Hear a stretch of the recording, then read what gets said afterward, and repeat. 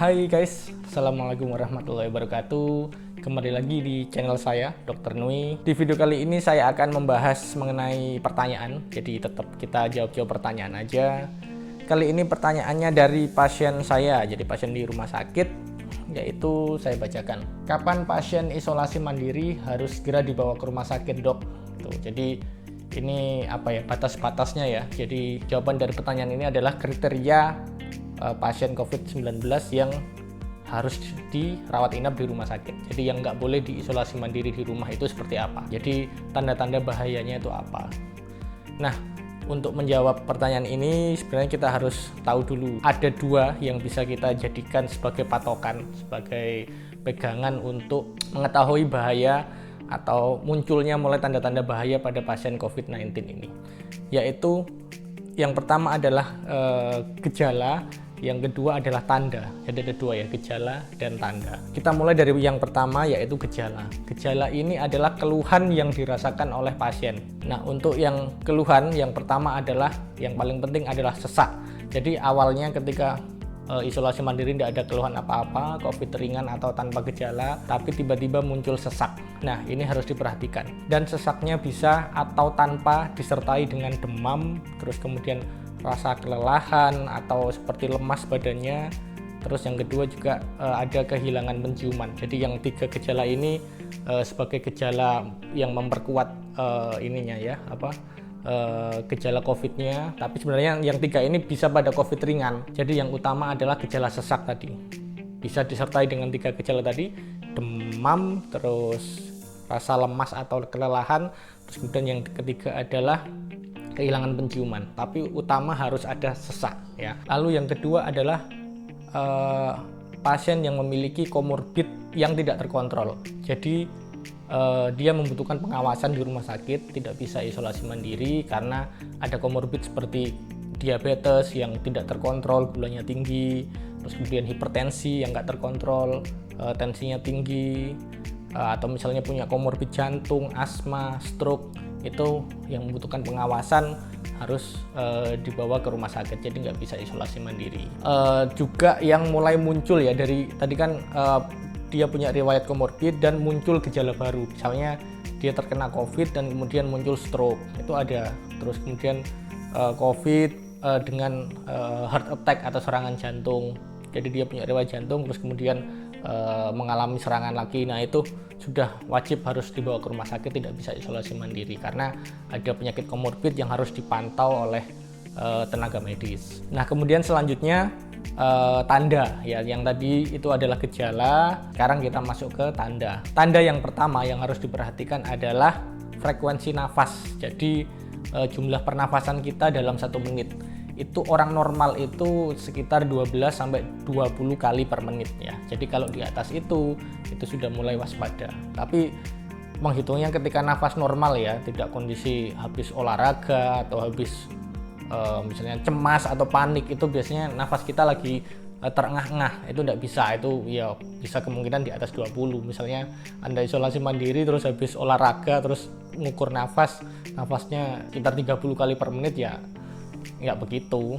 Jadi harus pada kondisi tenang, tapi ternyata frekuensi nafasnya itu cepat, lebih dari 20 kali per menit, itu harus waspada. Itu salah satu dari tanda-tanda bahaya untuk pasien yang isolasi mandiri di rumah. Nah, terus kemudian yang kedua adalah kadar oksigen. Ini dihitung menggunakan oximeter ya. Jadi oximeter itu alat yang dijepitkan di jari. Nah, itu normalnya adalah lebih dari 95, lebih dari atau sama dengan 95. Jadi 95 ke atas sampai 100%. Nah, kalau sudah mulai ada kurang dari 95% kadar oksigennya pakai alat oximeter tersebut, nah itu harus waspada. Bahkan kadang pasiennya tidak memiliki gejala sesak ya. Jadi ini yang dinamakan happy hypoxia. Nah, ini yang cukup kadang kita itu kalau tidak punya alatnya, tidak punya oximeternya itu tidak ketahuan itu. Nah, makanya kalau yang isolasi mandiri kalau bisa sih memang punya alat sederhana, yaitu tadi oximeter, mungkin bisa ditambah dengan alat pengukur suhu. Kalau bisa ya ada tensi digital yang untuk tensi sendiri. Itu ini alat-alat dasar yang bisa kalian miliki di rumah. Nah tadi kadar oksigennya kurang dari 95%, ini wajib berhati-hati.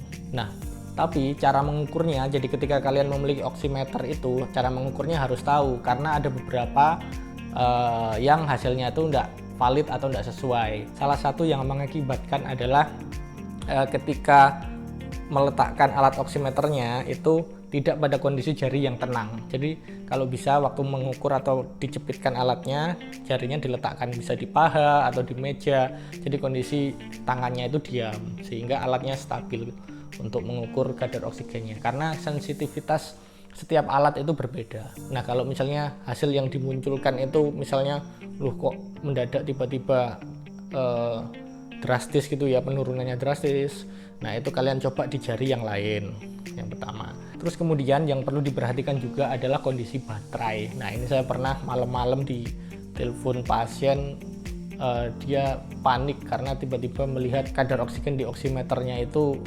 70%. Terus saya awalnya juga kaget, ini kok tiba-tiba tadi sore nggak ada masalah, terus malam itu tiba-tiba seperti itu. Akhirnya setelah di cross-check ternyata alatnya low bed, jadi baterainya mau habis, dan itu juga mengurangi sensitivitas pengukuran oksigen alat oximeter tersebut. Jadi tangannya jangan gerak, terus kemudian dicoba dulu di jari yang lain, lalu kemudian juga pastikan baterainya juga kondisinya tidak pada kondisi yang mau habis. Nah itu tadi ya, jadi memang tidak terlalu banyak, tapi gejala dan tanda yang saya sebutkan itu sudah cukup secara garis besar untuk menjadi pegangan kalian ketika melakukan isolasi mandiri. Kalau misalnya pun kalian ragu atau butuh konsultasi, ya kalian bisa memanfaatkan telekonsultasi. Kan sekarang banyak aplikasi atau pemerintah juga sedang menggalakkan itu kan, telekonsultasi gratis, itu bisa kalian manfaatkan. Bisa juga di aplikasi berbayar, kalian juga bebas. Yang penting bisa memastikan sebenarnya kalian itu masih bisa isolasi mandiri di rumah atau harus mencari rumah sakit, karena kadang memang ini ya di rumah sakit pun sekarang kondisinya cukup penuh. Saat video ini saya buat itu kondisi rumah sakit untuk menampung pasien COVID itu memang ya lumayan crowded. Jadi kalian bisa memanfaatkan telekonsultasi dengan dokter sehingga bisa memantau kondisi di rumah. Oke, itu dulu untuk video kali ini. Video tidak terlalu panjang, jadi kita video singkat aja, tapi semoga bermanfaat. Kalau kalian ingin tanya dan pengen saya buatkan kontennya, silakan di kolom komen atau di DM IG saya. Sekian yang bisa saya sampaikan. Terima kasih banyak sudah nonton video saya. Assalamualaikum warahmatullahi wabarakatuh. Bye bye.